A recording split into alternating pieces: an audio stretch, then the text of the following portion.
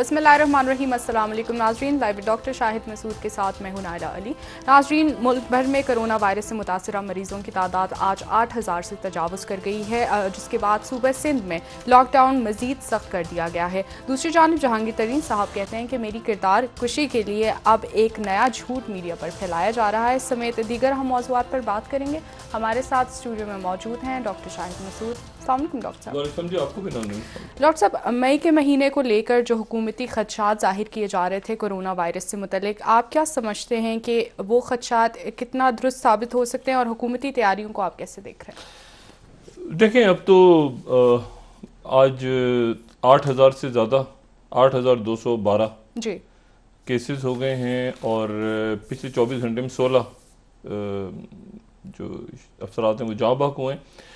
पाकिस्तान में तेज़ी से ये ग्राफ ऊपर जा रहा है और मैं इसमें सिर्फ आपको ये बताऊं कि इसका जो डबलिंग टाइम है, यानी डबलिंग टाइम ये है कि 1 से 2, 2 से 4, 4 से 8, 8 से 16, 16 से ये जो डबलिंग टाइम है, ये अगर आप इसको इस तरह से लें कि 27 तारीख को पहला केस आता है तो 27 तारीख से 29 तारीख तक 2 केसेस एक साथ आए थे, तो वो 2 से 27 से 29 फरवरी तक वो 4 हो गए। अच्छा, 8 मार्च को, यानी फिर काफी दिन लगे, 8 मार्च तक जाके वो 7 हुए, यानी 4 से वो 7 हुए 8 मार्च तक। लेकिन 9 मार्च को अगले ही दिन 16 थे, फिर 14 मार्च को वो 33 थे, फिर उसके बाद 15 मार्च को वो 53 हो गए, 16 मार्च को 184 हो गए। आप जरा इनकी स्पीड देखें बढ़ने की। और 17 मार्च को, यानी 16 मार्च को 184 हैं, 17 मार्च को 247 हैं, और उससे अगले दिन 307 हैं, और उससे अगले दिन 19 तारीख को 454 है, और फिर 20 तारीख को 501 हैं, फिर 21 तारीख को 645 हैं, 22 तारीख को 775 हैं, 23 तारीख को 875 हैं। अच्छा, ये बढ़ रहा है हफ्ते। इसका जो डबलिंग टाइम है वो 23 मार्च के बाद वो 1 हफ्ता लगा रहा है डबल होने में जी। ये जो बात है ये बड़ी इंपॉर्टेंट है। यानी 23 मार्च को 892 केस थे और 30 मार्च को, यानी 1 हफ्ते के बाद, वो 1800, यानी 892 को आप डबल करें तो 1 हफ्ते के बाद अगर आप लें 30 मार्च को तो वो 1861 केस हैं। ठीक है, यानी डबल से थोड़ा सा ज्यादा हो गए। पहले वो तेजी के साथ डबल हो रहे थे। फिर अब 30 मार्च से 6 अप्रैल पे आ जाएं तो 1861 जो थे वो 3568 हो गए 1 हफ्ते के बाद जी। और फिर आप 6 अप्रैल से 17 अप्रैल तक आते हैं, यानी 10 दिन आप लगाते हैं तो ये 7,479 केस हैं 17 अप्रैल तक, और फिर ये 2 दिन के बाद आज जो है वो 8,000, यानी जो डबलिंग टाइम है। अब मिसाल के तौर पे अगर फर्ज करें मैं इसको 10 रोज, जैसे पिछले 10 रोज में डबल हुआ है ना ये, यानी 6 अप्रैल से 17 अप्रैल तक डबल हुआ है। उससे पहले हफ्ते हफ्ते में डबल हो रहा था, फिर 10 दिन बाद डबल हुआ है, और शुरू के दिनों में ये हर रोज डबल ट्रिपल हो रहा था। यानी मैं जो बात कहना चाह रहा हूं, ये जब से लॉकडाउन हुआ तो इसकी डबल होने की जो रफ्तार है वो कम हो गई लॉकडाउन के बाद। लॉकडाउन, जुज़वी लॉकडाउन जैसा भी था, लेकिन कम हो गई और 1 हफ्ते के अंदर डबल होने लगा। उससे पहले हर रोज ये डबल या ट्रिपल हो रही थी तादाद, और फिर उसके बाद 6 अप्रैल से लेकर 17 अप्रैल तक उसको डबल होने में 10 दिन लगे। अब अगर और वो निस्बतन बेहतर लॉकडाउन था। अब जो लॉकडाउन है जिसका कोई सर पैर नहीं है इस वक्त, और फिर वफाक और सिंध के अंदर एक फिर तनाज़ा खड़ा हो गया है। अगर अब इसको हम इस तरह से लगाएं तो आज 19 तारीख से आप चले जाएं 27 तारीख को तो ये 14,272 केस बन जाएंगे। ठीक। और फिर 6 मई को आप चले जाएं तो ये 28,544 केस बन जाते हैं, बिल्कुल सादा हिसाब से। और फिर 16 मई को ये 57,000 केस हो जाते हैं। ठीक। और फिर 26 मई को ये 1,14,176 केस हो जाते हैं, जो SEIR मॉडल के मुताबिक जहां से हमारी पीक टच हो रही है अभी तक 26 मई की तारीख, 26 मई तक। ठीक है। अच्छा, वज़ीर आज़म साहब से जब मुलाकात हुई उस दिन, तो वज़ीर आज़म साहब जो हैं वो भी, और वज़राए आला तमाम NDMA हर जगह मुख्तलिफ मॉडल्स, जितने भी मॉडल्स हैं मैथमेटिकल मॉडल्स, उनको पाकिस्तान के अंदर के हालात को सबको रख के वो फॉलो करें। बल्कि वहाँ पे KP के जो मिनिस्टर हैं, मुझे बड़ी खुशी हुई इस बात की कि प्राइम मिनिस्टर हाउस में वो इंपीरियल कॉलेज का मॉडल उसके ऊपर बना के लाए थे। KP की खैबर पख्तूनख्वा के अंदर क्या प्रोजेक्शंस हो सकती हैं, तो इंपीरियल कॉलेज का वो डाटा मेरे साथ वो शेयर कर रहे थे। ठीक। अच्छा, तो बात अच्छा इसी तरह से सिंध में भी हो रहा है। लेकिन असल बात ये है कि ये जो है ये धोखा भी दे रहा है। ये तो एक डाटा है ना। इमरान देखे ना, उन्होंने कहा पहले, ट्रंप ने कहा कि 2 लाख से 2,40,000 तक लोग मर जाएंगे तो ये हमारी कामयाबी होगी, अमेरिका हिल गया पूरा। फिर उन्होंने खुद ही वो जो मॉडल था उसने कहा नहीं 60,000 होगा। इसी तरह से आप तवक्को कुछ और कर रहे होते हैं, वो कुछ और हालात किसी और कर, बिल्कुल। तो इसलिए असल बात यह है कि हमने वो जो पहली वेव है उसको हमने अभी टच नहीं किया, उसका पीक टच नहीं किया, ये तादाद ऊपर ही जा रही है। एक बात। दूसरी जो बात है वो ये है कि हमें मिले हैं तकरीबन, आप समझें 2 महीने हो जाएंगे। अगले हफ्ते से हम 2 महीने पहले हमारा पहला केस बरामद हुआ था। ये दुनिया में कहीं नहीं हुआ। देखें, उनका जो पहला केस था वो 20 जनवरी को निकला था अमेरिका में, और आज हालत देखें ना आप अमेरिका की क्या हालत है पिछले 1 महीने से। उनका पहला केस 20 जनवरी को रिपोर्ट, हमारा पहला केस 26 फरवरी को रिपोर्ट हुआ है। यानी वो हमसे 1 महीना पहले चल रहे हैं। और मैं जो बात बार बार कह रहा हूं ना कि हम 1 महीना लैग कर रहे हैं जी। उनका पहला केस 20 जनवरी को था। आज आप अमेरिका की हालत देखें, अल्लाह ना करे हमारा वो हाल हो। लेकिन चूंकि वो टाइम है ऐसा है कि जिस दिन आपका केस रिपोर्ट हुआ उसके तो ये इसीलिए उसी प्रोजेक्शन को लेते हुए मैं बात ही कर रहा हूं। वजीर आजम साहब ने भी वही बात की कि 15 मई और उसके बाद के 20 मई। हाँ, और हम चूंकि 1 महीना लेट हैं अमेरिका से, और 1 महीने के इस पिछले 1 महीने में अमेरिका में क्या हुआ है वो हम सब देख रहे हैं। अब ये वक्त हमारे लिए बड़ा कीमती है, और अभी भी है, क्योंकि अभी भी वो हम उस जगह पर नहीं पहुंचे जहां पर हम ये कहें कि नए केस आना बंद हो गए।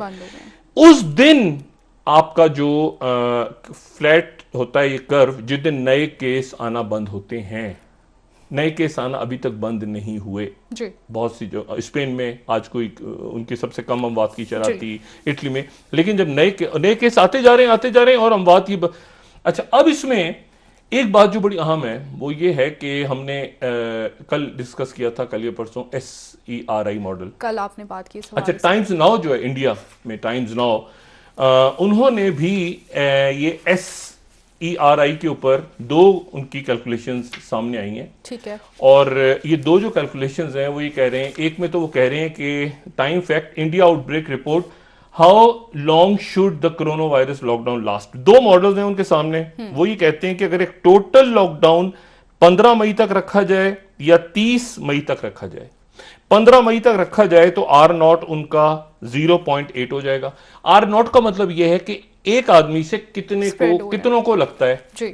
जैसे मैंने आपसे कहा था ना कि जो खसरा है, खसरे की वबा जो फैलती है तो उसका R0 कोई 500 तक पहुंच जाता है जी। कभी 20 तक पहुंच जाता है, एक बच्चे से वो 20 को और लगता है, तो ये R0 होता है। तो R0 1 का मतलब है कि एक बंदे से 1 को लगा तो R0 हो गया 0। अभी हमारा इस वक्त पाकिस्तान में R0 जो है वो 2.5-3 के करीब है। हर एक आदमी 3 लोगों को इन्फेक्ट कर रहा है। वो 3 आगे से 3 को, यानी 3 को कर दिया, फिर उसमें से हर जो आदमी है वो आगे से उसने 2.5 या 3 को किया, फिर उसमें से हर जो था वो, तो ये इस तरह से फैल रही है वबा।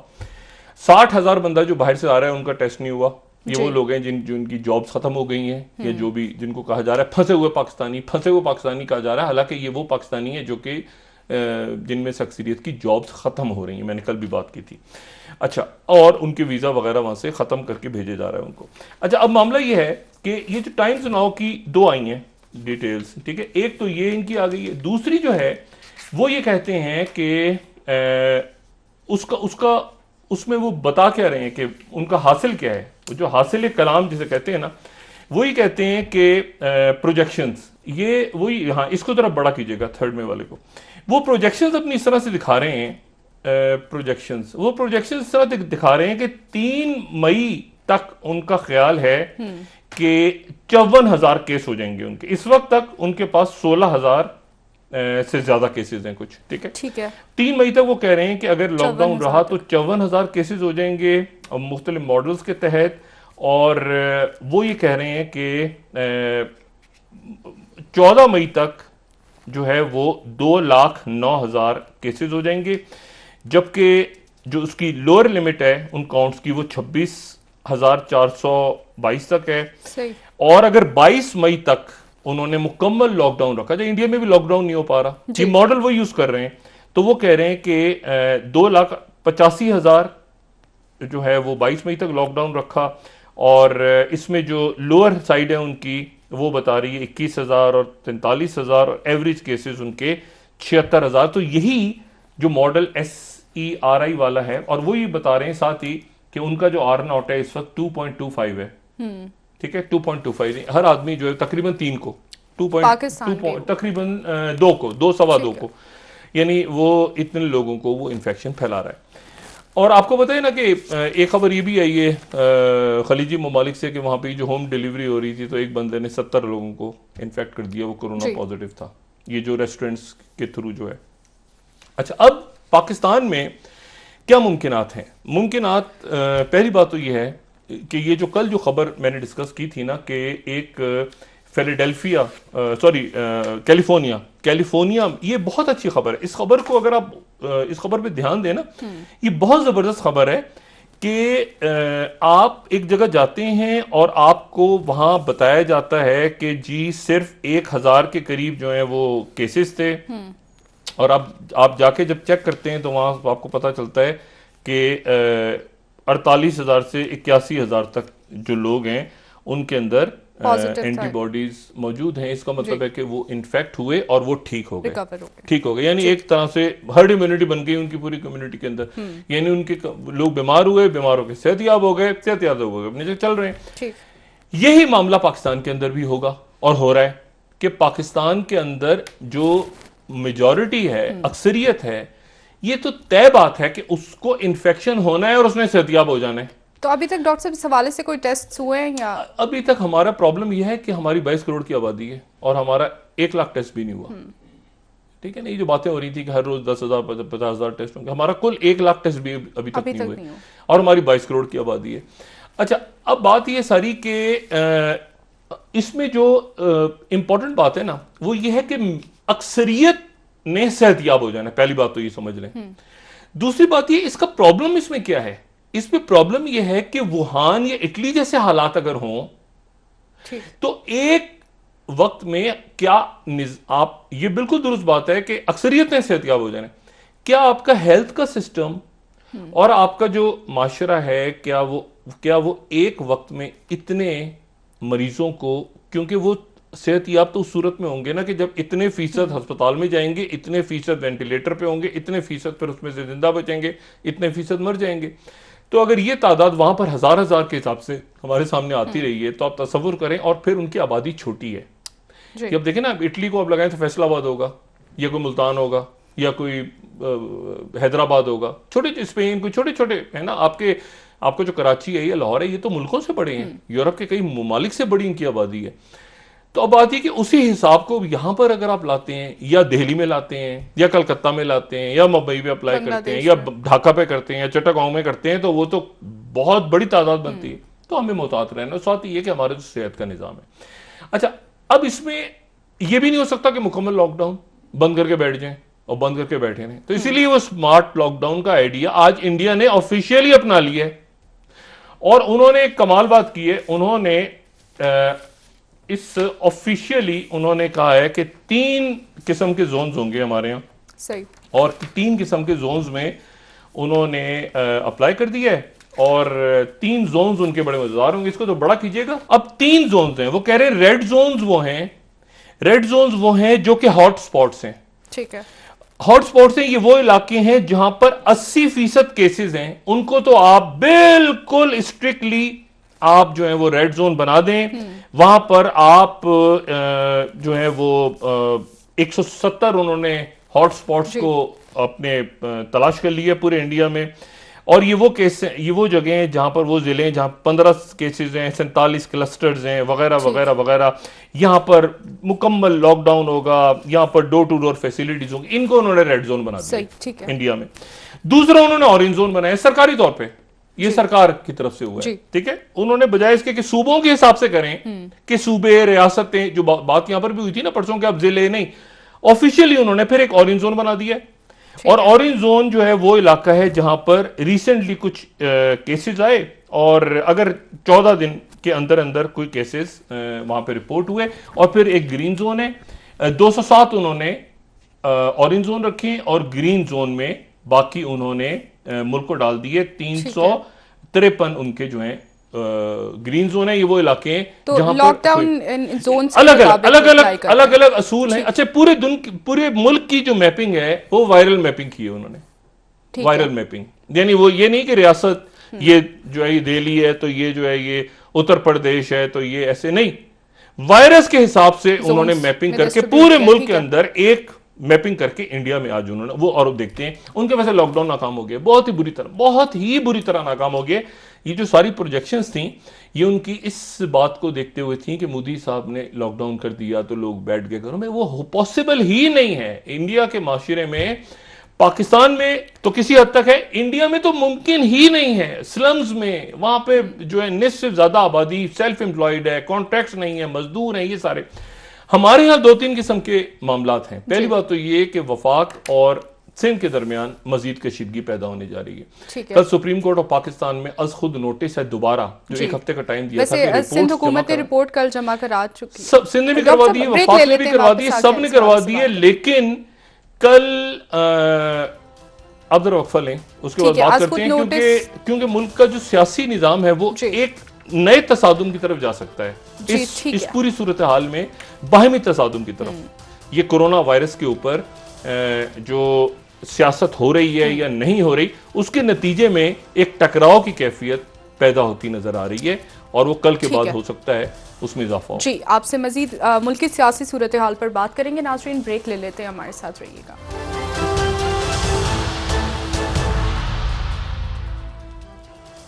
वेलकम बैक नाज़रीन। जी डॉक्टर साहब, PTI से अंदरूनी इख्तिलाफात की खबरें भी आ रही थी, अब अपोजिशन जमातों की जानिब से हुकूमत पर शदीद तनकीद की जा रही है, क्या आप देख रहे हैं आने वाले दिनों में ये सियासी अपोजिशन जमातों की तरफ से तो कम है, लेकिन चूंकि हुकूमतें हैं और अदारे हैं तो आपस में एक तसादुम नज़र आ रहा है, और उसके नतीजे में अवाम जो है उनका वक्त भी गुजर रहा है और वो टाइम भी पॉलिसी समझ नहीं आ रही। अब मिसाल के तौर पे आरिफ अलवी साहब ने कल मुज़ाकरात किए उलमा के साथ। आरिफ अलवी साहब जो हैं वो बहुत, यानी वो फ्रंट फुट पे आके अक्सर वो बहुत से काम अच्छे कर। सबसे पहले आरिफ अलवी साहब ने मास्क के हवाले से लोगों को बताया था, ठीक है ना, तकरीर में खड़े होकर मास्क कैसे पहना, बड़ा अच्छा मैसेज गया था। और जब कोई ऐसा मामला होता है, कोई कशीदगी किसी के, तो आरिफ अलवी साहब बुला लेते हैं लोगों को। तो आरिफ अलवी साहब ने कल उलमा के साथ मुज़ाकरात। अब वो जो बात है, मेरी आज लोगों से बात हुई, काफ़ी लोगों से, सवाल ये है कि इस पर अमल दरामद कैसे होगा। यानी आप मुझे ये बताएं, अच्छा इसका जवाब किसी के पास नहीं था। मैंने कहा जो मुआहदा हुआ है ये क्या कोई तहरीरी कानूनी इसका कोई गारंटर है, ये कोई तय है? उन्होंने कहा नहीं। मैंने कहा सूबों के अंदर, उन्होंने कहा मान साहब गए, अमल कैसे होगा इस पर? मतलब आप मुझे ये बताएं कि 5 वक्त की नमाज और तरावी, और उसमें क्लोरीन से फर्श धोया जाएगा पूरी मस्जिद का, और बच्चों को चेक कौन करेगा, और ये कौन चेक करेगा कि 50 साल से ज्यादा, और फिर 6 फुट का फासला जो है वो सफों में। जी नहीं, बात ये है कि क्या 6 से डॉक्टर साहब कह रहे हैं 3 फुट की बात की थी, 3 फुट 6 फुट जो भी है, ये इसको इंप्लीमेंट कौन करेगा? देखिए ना, वहां पे जब अजान हुई और लोग गए, और इसके ऊपर मसाजिद के अंदर, मुल्क में लाखों मसाजिद हैं पूरे हर सूबे के अंदर, पुलिस करेगी मस्जिद के अंदर जाके, उलमा करेंगे। अच्छा फिर ये भी हुआ कि जो अमल दरामद नहीं करेगा उसके खिलाफ सख्त एक्शन होगा। सख्त एक्शन क्या होगा? क्या होगा सख्त एक्शन? मतलब मस्जिद को बंद कर दिया जाएगा? क्या किया जाएगा? गिरफ्तारियां हो जाएंगी। गिरफ्तारियों के बाद ये वक्त देखिए, कुछ चीजें ऐसी हैं, कुछ चीजें अब ये आप देखें ना, सिंध की अभी टाइगर फोर्स है जी।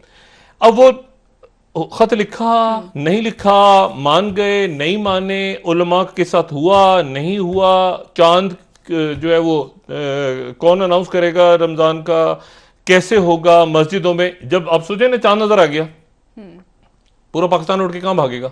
तरावी के लिए। तो वहां तरावी के लिए वो चेक हो रहा होगा वहां पे कि क्लोरीन से धुले हुए। बात यह है कि हफ्ता तो रह गया। ओ भाई, आप किसी जगह पर बैठकर कुछ तरीके से कोई, अच्छा उन्होंने कहा जी हमने मान ली है, मसाजिद खुलेंगी और तरावी होंगी, बिल्कुल ठीक, मगर इस कानून के ऊपर अमल दरामद कोई कर सकता है? उलमा खुद भी नहीं कर सकते, मौज़िन भी नहीं कर सकते, इमाम भी नहीं कर सकते, नहीं कर सकते। आप मस्जिद में लोग दाखिल होंगे, आप लोगों को एक हजूम दाखिल होगा नमाजियों बड़ी आप उनसे कहेंगे 1 मिनट ठहर जाए, ये क्लोरीन से फर्ज धुल रहा है, क्लोरीन से 5 हर नमाज से पहले, चटाई नहीं, चटाई भी क्लोरीन से धुलेगी। भाई कोई बात ऐसे, और अगर नहीं होगा तो क्या होगा?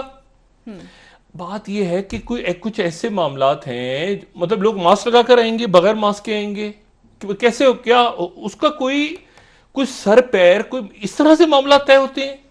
देखिए ना, या तो सऊदी अरब की तरह और जो है कानून होगी, नहीं होगी, होगा या नहीं होगा घरों में। अब है भी, नहीं भी है, वो दुकानें खुलेंगी भी, नहीं भी खुलेंगी, होगा, बचत बाजार नहीं लगेंगे, मार्केटें होंगी, फिर क्या? बात ये है। और ये अगले दिन, ये वो दिन है जो आपको कुदरत की तरफ से मिल गए कि आप मजबूत फैसले कर लें। अगर तो देखें, ये बहुत मेरा दिल कहता है और दुआ भी है मेरी, अल्लाह करे कि ये पीक यहां पे ना आए। ये अच्छी तरह से जनूबी एशिया का एक मॉडल जो है वहां पर भी जल्द सुकून हो, यूरोप में भी, अमेरिका में, बरतानिया में भी। ये भी मुमकिन है कि हमारे यहाँ इम्यूनिटी लोगों की बहुत ज़्यादा हो, अक्सरियत लोगों की ऑलरेडी इन्फेक्ट हो गई हो और सेहतियाब हो गई हो। ये भी अल्लाह ताला करे ऐसे हो। हमारे यहाँ शरह-अमवात उतनी नहीं है, लेकिन बात यह है कि ये वो बात है जो साइंटिस्ट कह रहे हैं, जो WHO कह रहे हैं। अब हमने उस वक्त तक, जब तक ये नहीं गुजर जाता, तो हमने मोहतात तो रहना है और हमने दुआ करते रहना है, तरीके से रहना है, सारा कुछ।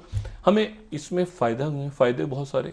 ये आपका जो IMF का इमरान खान साहब ने जो स्पीच की, रिक्वेस्ट हुई, IMF, वर्ल्ड बैंक, वो आपके कर्जे सारे आप रीशेड्यूल कर सकते, अब बहुत कुछ कर सकते हैं। अफगानिस्तान के अंदर देखिए ना, इस पूरे खप में वहां पे अफगानिस्तान का जो पॉलिटिकल टर्मोइल है वो अपनी जगह है। आपको पता है इजराइल में चौथा इलेक्शन होने जा रहा है, फिर हुकूमत नहीं बन रही, फिर से आपा पड़ा हुआ है। अब बात यह है कि वो, और इसमें अब ट्रम्प साहब ने वो जो चाइना के बारे में बात की, उसके क्लिप धमकी दी है चाइना को, बौखलाहट का शिकार नहीं, कॉन्सिक्वेंसेस की बात की ना इन्होंने, कि अगर तो, क्योंकि अभी तक वो ये कह रहे हैं कि ये वुहान शहर में जहां पर ये मार्केट है जानवरों की, जहां से ये फैला, उसके पास वहां पर तजर्बे हो रहे थे, ठीक है, और बायो वेपन्स या जो भी, ठीक है। डॉक्टर साहब एक ब्रेक ले लेते हैं। कहते हैं कि ये अगर वहां से गलती से हुआ है या जान के हुआ है, दोनों सूरतों में कॉन्सिक्वेंसेस तो इसके होंगे। अच्छा, कॉन्सिक्वेंसेस बिस्मिल्लाह कैसे उन्होंने किए? WHO को उन्होंने कहा, ये अक़वाम मुत्तहिदा, इंडिया को भी धमकाते हुए नजर आए, इंडिया को भी धमकाते हुए नजर आए। नहीं, इंडिया जो है ना, अब आप जरा वक्फा लें, ठीक है, पाकिस्तान की सियासत। जी जी, जहांगीर तरीन साहब के भी आज एक समाजी वेबसाइट पे एक उन्होंने पैगाम दिए, वो भी उस हवाले से बात करेंगे। जहांगीर तरीन साहब से वुज़रा मिले हैं और जहांगीर तरीन साहब से ऑपोजिशन कह रहा कि ये इमरान खान साहब गालिबन इतना आगे तक मामला लेके जाना चाहते नहीं थे। जी ठीक है डॉक्टर साहब, ब्रेक ले लेते हैं। जहांगीर तरीन चाहते थे, लेकिन उसके बावजूद चला गया। ठीक है नाज़रीन, ब्रेक लेते हैं, वापस आएंगे इसी मौजू पर डॉक्टर साहब से बात करेंगे, हमारे साथ रहिए।